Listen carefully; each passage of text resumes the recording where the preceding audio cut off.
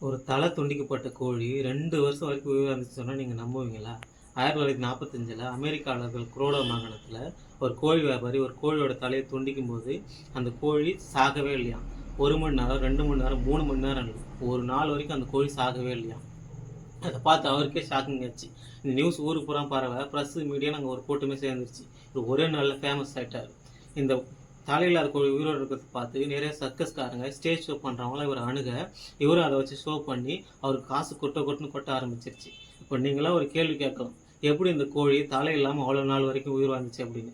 இத சயின்டிஸ்ட்டுங்க ஆராய்ச்சி பண்ணி பார்த்தப்ப, பொதுவாவே கோழிங்களுக்கு பிரெயின் எங்க இருக்கும் அப்படின்னா, தலையோட பின்பகுதியில கண்ணுக்கு பின்னாடி கீழ இருக்கும்.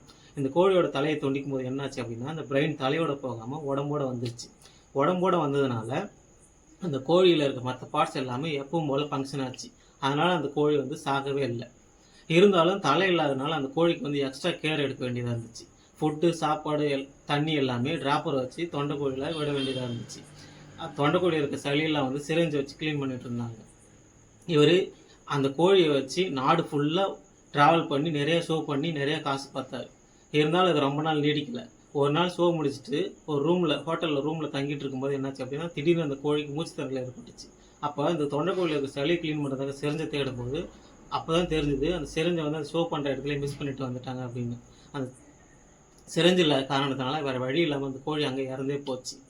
இருந்தாலும் நிறைய பேர் அந்த கோழியை ரீக்ரியேட் பண்ண ட்ரை பண்ணாலும் இதுவரைக்கும் யாராலையுமே அந்த கோழியை மறுபடியும் அதே மாதிரி உருவாக்கவே முடியல. அந்த கோழியோட பேர் மைக்கு. இன்னமும் அந்த மாகாணத்துல அந்த மைக்குக்காக அந்த கோழி தலையில்லாத கோழி மாதிரி வேஷம் போட்டு ஒரு திருவிழாவே நடத்திக்கிட்டு இருக்காங்க.